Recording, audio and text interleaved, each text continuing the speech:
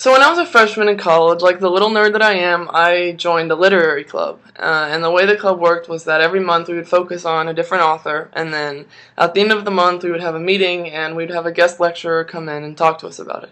And so January rolled around and we were talking about my favorite author, Ernest Hemingway. And we had just gotten done reading the book For Whom the Bell Tolls. And so the day the lecture came, I go into the auditorium, and it's a UT professor that's going to give the lecture. And it's this young, cool-looking, blonde-haired guy. He seems pretty hip, and he starts telling us the story. He says that he used to live in Dallas, near the tollway, and one day he was near the toll, and he met this beautiful woman and fell in love with her. But the problem, he said, was that he was married at the time that he met this woman.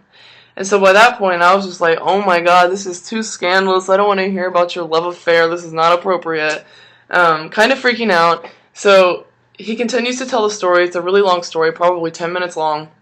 And then by the end of it, his wife had found out about the other woman, and she confronted him, and she said, James, it's not about for whom's the toll bell. The toll bell's not for you.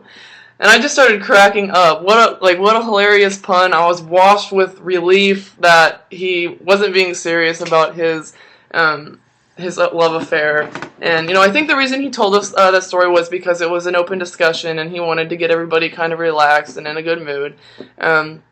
It was probably the funniest joke I'd ever heard. I thought it was funny. So I go home that night, and me and my best friend Bailey are watching Jersey Shore, and during one of the commercial breaks, I remembered the story. And so I was like, hey, Bailey, I have to tell you this hilarious story. A UT professor told me this today, so and I started telling the story, and then I got to the punchline, and it's just blank stare. No laughing, no smile.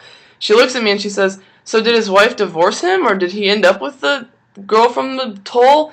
And I was like, no, it's a joke, it's a pun, like, for whom the bell tolls, it's a joke, it's supposed to be funny. And she was like, oh, okay, yeah, I guess that is funny. And I was really disappointed because I wanted to get to share that really funny, humorous story with someone and see them laugh too. But I think that there were two big problems with it. First of all, the context was wrong. She was not flooded with relief and humor that this really highly inappropriate story was just a joke. So I think that was part of what made it so funny for me, was the relief aspect.